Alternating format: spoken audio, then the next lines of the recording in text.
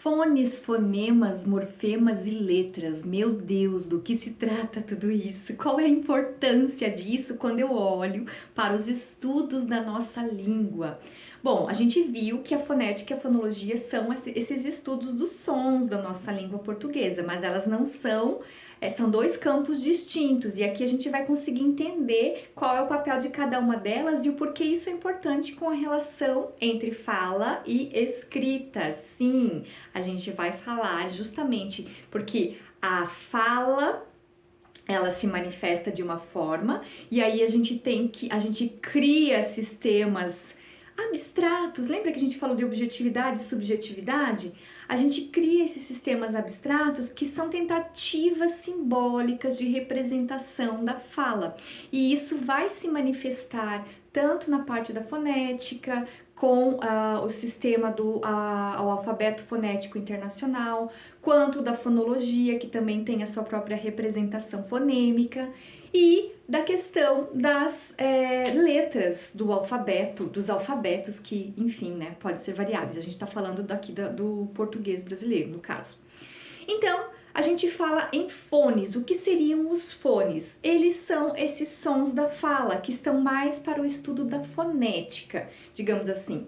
Ele pode ocorrer isoladamente, por exemplo, a e a, an. Aí a fonética vai estar mais interessada em todo esse processo mais fisiológico de como isso se manifesta nas línguas, ok? É claro que eu tô dando um resumo mega básico aqui, né, gente? Se vocês quiserem dar uma olhadinha no material complementar, lá tem várias explicações legais. Mas isso vai depender do interesse de vocês, né? Ninguém aqui também tá para se tornar um foneticista nem um fonólogo, porque ó, são duas funções diferentes. O fonema, já falando, ele está para fonologia, porque eles são classificados como esses sons distintivos da fala, ou seja, eles vão ocorrer em oposição a outros sons, são conhecidos como os pares mínimos, né, geralmente. Por exemplo, faca e vaca. A gente percebe que o F e o V são dois fonemas que significam diferentes ali, porque o resto das outras pronúncias, aca, aca.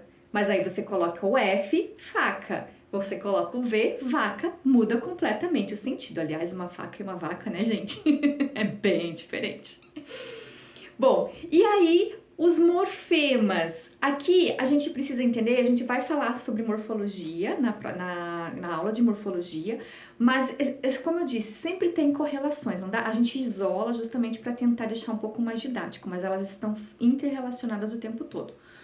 O morfema, ele é esse elemento mínimo de significação linguística, mas na maioria das vezes até ele é colocado como letra. Né? Existe uma leve distinção entre morfema e letra, mas a gente também não está querendo formar aqui morfologistas e a gente vai focar de fato nessa estrutura para entender como funciona na prática da nossa fala e da nossa escrita. Então a morfologia ela vai olhar e vai dizer assim, os fonemas, os fones isolados, M, A, R, não interessa muito, mas quando ele é colocado junto com, né, quando eles são colocados juntos, mar, forma ali uma palavra. Tem todo o contexto de formação de palavra, né? A letra, aqui é interessante, um ponto interessante, ela é essa tentativa de representação gráfica na escrita dos fones e dos fonemas e os próprios grafemas, né?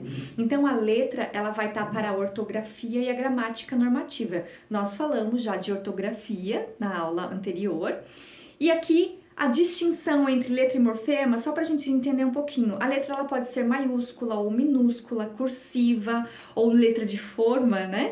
E aí aqui seria uma coisa mais, o aspecto mais gráfico mesmo, né, da palavra, a letra. O sistema alfabético, ele tem letras, que representam o alfabeto da língua portuguesa. Tem 26 letras, mas para a gente não ficar tão confuso, a gente coloca também como morfemas, ok? Vamos aprofundar isso um pouquinho mais quando estivermos falando sobre morfologia. Para resumir aqui, o que é importante a gente entender? Os fonemas, são esses sons, né? Que se ligam em oposições para poder ter, esse som aqui, esse é um fonema da língua portuguesa, porque eu coloquei o par mínimo ali, FV, dentro de um contexto, e formou palavras diferentes. Então, nós temos, dependendo da teoria, 33 fonemas da nossa língua portuguesa, do português brasileiro. E as letras do alfabeto, quantas a gente tem? 26. Então perceba que existe aqui uma diferença. Quando nós estamos aprendendo, e mesmo ao longo da vida, às vezes acontece da gente ficar com aquela dúvida, né? Como é que eu escrevo tal palavra? Então, por isso, como eu já mencionei antes, é sempre importante a gente consultar os dicionários, caso a gente tenha essa possibilidade, quando estivermos escrevendo mais um texto formal. Eu trouxe um exemplo aqui para ilustrar, só para a gente finalizar essa questão. A palavra táxi. Na escrita é o T-A-X-I e tem um acento ali agudo no A, táxi. Mas olha que a pronúncia do X aqui, ele vai ser uma pronúncia de KS, que aí vai trazer esse fone, né? Esse fonema KS, que aí seria uma representação dos fonemas desse som. Mas ele tem 4 letras e, no caso aqui, 5 fonemas. Existem vários outros exemplos, a gente não vai entrar em detalhes aqui. No material em anexo, se você quiser praticar, tem os sites ali com os exercícios que também já trazem os próprios gabaritos. Mas o que é importante é o seguinte: fones, fonemas e morfemas ou letras. Eles são tentativas de representação da fala. Então vai entrar para um nível abstrato, vai ter, quando a gente está olhando para a escrita ela tenta imitar o máximo possível da fala. Então algumas regras da fonética e da fonologia vão explicar coisas que a gente percebe ali na escrita que a gente diz, nossa, isso aqui eu não vejo sentido. Mas é claro, às vezes algumas regras são muito óbvias e outras nem tanto, que você vai perceber conforme a gente for falando aqui adiante. A ideia é você entender que sim, essa distinção, a fala e a escrita, interdependentes, interrelacionadas. Mas quando você quer entender fonética e fonologia, você vai lembrar que tem a ver com a questão dos sons da fala. Então, é muito dinâmico esses estudos, embora, é claro, né?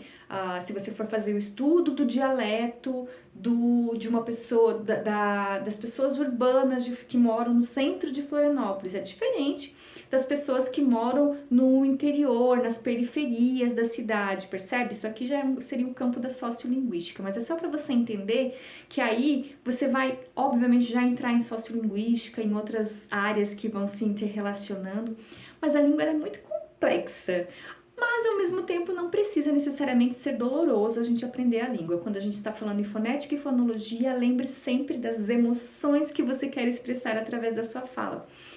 Como a nossa fala é produzida em sua maior parte na expiração, quando a gente fala do aparelho fonador, os pulmões, né, tem toda essa importância. A respiração é muito importante, então a dica que eu te dou aqui é o seguinte: quando você está muito nervosa, nervoso para apresentar um trabalho, para fazer uma fala que seja importante, de repente uma conversa que você quer ter com alguém, faça exercícios de respiração consciente, puxe o ar, segura por 3 segundos e solta. Ou você pode puxar por 5 segundos, segura por 5 segundos e solta por 5 segundos. Traz a respiração consciente para esse processo, porque quando a gente está respirando, a gente está oxigenando o nosso cérebro. E é muito importante a gente saber que, sim, a respiração é crucial para o nosso processo de fala. Então fica essa dica de você começar a se observar como você fala, como é a sua entonação, essa tua curva melódica, conforme você está falando. Perceba quando você fica nervoso, quando você está feliz, quando você está com medo. E ao mesmo tempo use isso ao seu favor em momentos formais de apresentações de trabalho ou reuniões. Depois você me conta aqui embaixo nos comentários como foi para você.